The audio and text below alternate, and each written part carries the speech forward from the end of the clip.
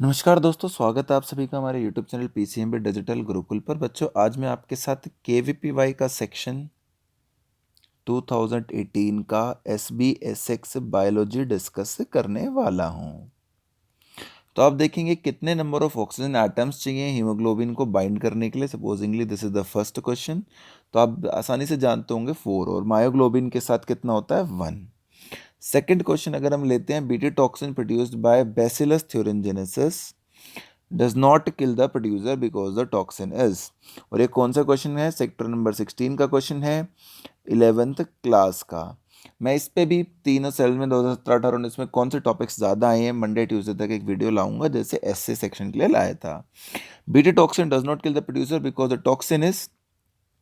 ये बहुत ही सिंपल और स्ट्रेट फॉरवर्ड आप लोगों से क्वेश्चन पूछा जाता है, और इसका आंसर अपने को याद हमेशा रखना चाहिए कि एक्चुअली में क्या होता है कि उसके गट में जो होता है वो पीएच कुछ इस तरीके का होता है कि हमारा जो पर्टिकुलर बैक्टीरिया वो काम नहीं आता, यानी वो किस में रहता है, इनएक्टिव फॉर्म में रहता है उसके अल्कलाइन पीएच की वजह से। जब वो वापस आता है इंसेक्ट में, उसके बेसिक पीएच की वजह से फिर वो एक्टिव हो जाता है। तीसरा सवाल है कि एक एंजियोस्पर्म है जिसमें एंडोस्पर्म 3n है। जब कोई n होता है तो उसका एंडोस्पर्म 3n होता है। तो अगर एंडोस्पर्म 6n है तो n कितना होगा बेटा? तो n हो जाएगा इस बार 2n।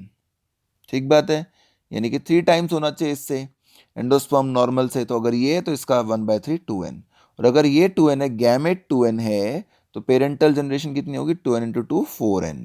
तो यहाँ पे आंसर होगा 4n। Which one of the following is virus about true? तो एक हम सब जानते हैं कि होस्ट साइकिल में रेप्लिकेट करता है। सब डीएनए सब आरएनए जी नहीं, गलत बात। जैसे एचआईवी तो आरएनए होता है, लेकिन हेपेटाइटिस बी डीएनए।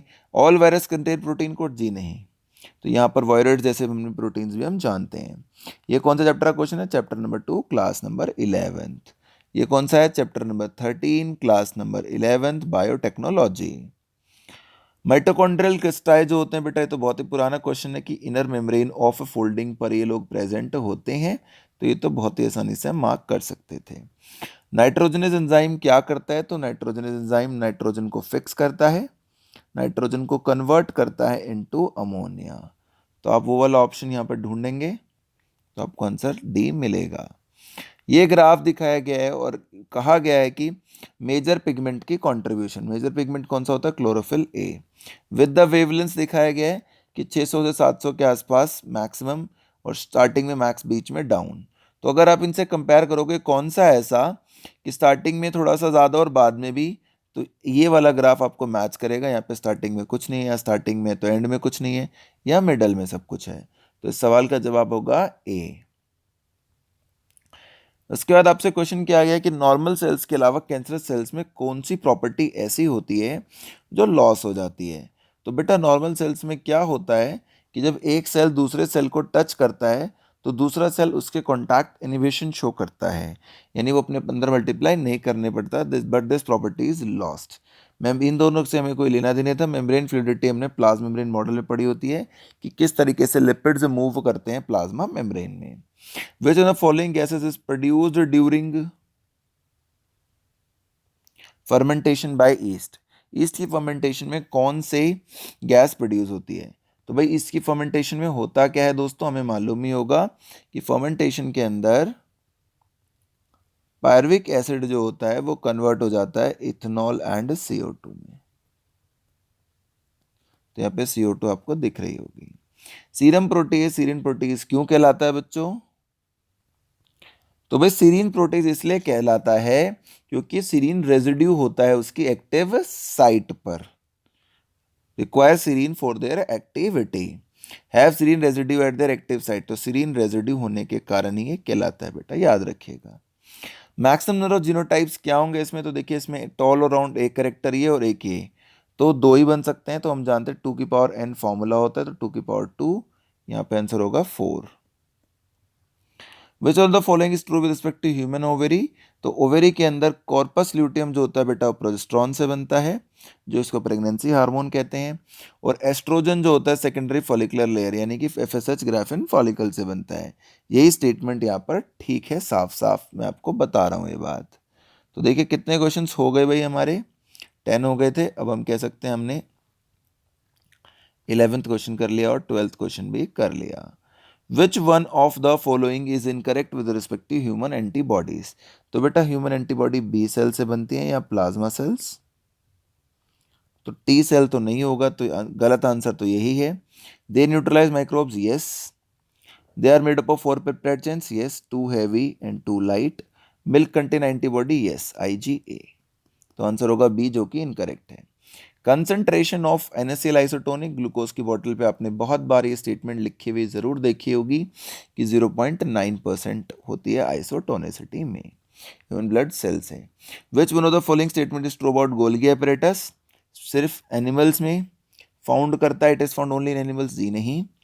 हर यूकारियोट में हो सकता है, फाउंड ओनली इन प्रोकारियोट, प्रोकारियोट में तो होता ही नहीं, वहां मेम्ब्रेन बाउंड ऑर्गेनेल कोई भी नहीं होती। मॉडिफाई एंड टारगेट्स प्रोटीन, बिल्कुल सही बात है, गाय को प्रोटीन बनाता है। साइट फॉर ATP, जी नहीं, ये होगा माइटोकॉन्ड्रिया।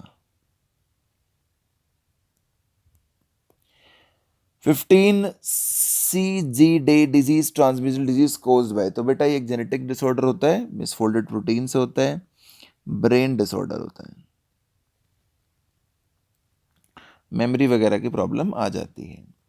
एक रिसर्चर ने फाउंड किया कि डायनासोर फीसिस उसे मिले तो क्या उसे नहीं मिलेगा। तो सिंपल सी बात है, जो उससे पहले बन चुके हैं वो मिलेंगे, जैसे जायंट फर्न्स, साइकर और वुड। लेकिन बैम्बू उसके बाद ओरिजिनेट किया था तो वो उसे नहीं मिलेगा। कब ओरिजिनेट किया, तो ध्यान रखिएगा, बैम्बू 66 मिलियन ईयर्स अगो पहले ओरिजिन में आया है, जबकि डायनासोर जो हैं वो 66 मिलियन ईयर्स, 66 कह रहा हूँ, 90 मिलियन ईयर अगो एक्सटेंट हो चुके हैं। तो ये बात प्लीज ध्यान रखिएगा, काफी इंपॉर्टेंट बात है। 17th क्वेश्चन, 3 क्वेश्चन और बचे हैं। Which one of the following pair of amino acid contain 2 chiral centres. तो चिराल सेंटर्स का मतलब होता है that are mirror image of each other. तो वो होता है बेटा isoleucine and leucine, threonine, sorry threonine. In photosynthesis carbon fixation which react, तो केल्विन साइकिल पढ़िएगा आप लोग, चैप्टर नंबर हमारी किताब में ये है 13 11th का। तो रुबिस्को से बाइंड करता है, राइबोलोज बाइफॉस्फेट कार्बोक्सिलेज ऑक्सीजनेज से ये बाइंडिंग होती है केल्विन साइकिल या C3 साइकिल में। इसके ऊपर भी हम देख सकते हैं, तो भाई ये बायोमोलिक्यूल्स का क्वेश्चन है, चैप्टर नंबर 9 है। ये इवोल्यूशन का क्वेश्चन है, चैप्टर नंबर 12 में है, क्लास 12 में चैप्टर 7 है। ये वाला क्वेश्चन सेल कोश चैप्टर का है, चैप्टर नंबर 8 है 11th का।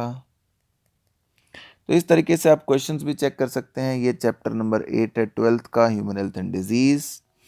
ये चैप्टर नंबर 3 है 12th का, ह्यूमन रिप्रोडक्शन। ये चैप्टर नंबर 2 है 12th का, रिप्रोडक्शन इन फ्लावरिंग प्लांट्स। ये चैप्टर नंबर 14 है 11th का, रेस्पिरेशन इन प्लांट। ये चैप्टर नंबर 8 है 12th का, ह्यूमन हेल्थ एंड डिजीज। ये चैप्टर नंबर 13 है 11th का, फोटोसिंथेसिस इन हायर प्लांट्स। ये चैप्टर नंबर आपके पास बायोलॉजिकल नाइट्रोजन फिक्सेशन वाला है 12 11th का, mineral nutrition. And this is chapter number 8 11th cell, और नीले में आपको ये मिलेगा। अब आप देखेंगे द नेक्स्ट क्वेश्चन, अगर हम ध्यान से देखते हैं तो मैच द फॉलोइंग कॉलम्स पे क्वेश्चन जो है हमारे पास आ रहा है। तो ये 19th क्वेश्चन तक हो चुका है, कहीं सीक्वेंस में इसका मतलब हमने, अच्छा देखिए ये सीक्वेंस हमसे यहाँ पे गड़बड़ हो गई थी कि ये क्वेश्चन था 15वां, 16वां, 17, 18 और 19। Now let's do the last question guys, कि मैच करना है आपको। तो ट्यूबरक्लोसिस इन सब में से एक ही से मैच हो सकता है, इनहेलेशन ऑफ एरोसोल। तो P के साथ 2 होना चाहिए, तो ये तो यहीं हट गया। Dysentery, amoebic dysentery food contamination से होनी चाहिए, यानी Q के साथ 1 होना चाहिए, तो ये हट गया। फिलेरियासिस विचेरिया बैनक्रॉफ्टाई के काटने से होती है, तो R के साथ 5 होना चाहिए, तो एक ही ऑप्शन आपके पास बचता है, सिफिलिस सेक्सुअल इंटरकोर्स से हो सकता है। यहाँ पर आंसर होगा A। This finishes of this section guys, KVPY 2018 SBSX biology solution. Thank you so much for watching the video friends. Have a good day, take care, and do watch our video and subscribe our channel.